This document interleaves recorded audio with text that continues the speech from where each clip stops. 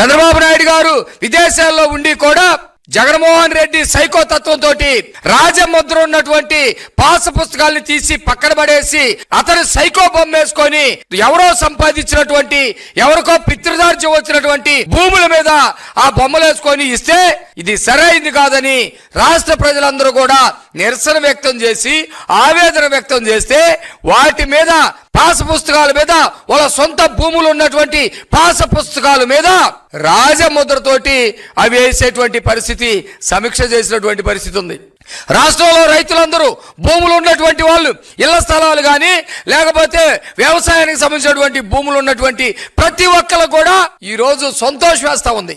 నేను సంపాదించినటువంటి భూమికి రాజముద్ర ఉంది, మా తాత సంపాదించి నాకు ఇచ్చినటువంటి భూమికి రాజముద్ర ఉంది, నా తండ్రి ద్వారా వచ్చినటువంటి భూమికి రాజముద్ర ఉంది, నేను కట్టుకున్న ఇంటికి రాజముద్ర ఉందని చెప్పేసి సంతోషంగా ఫీల్ అవుతా ఉన్నారు.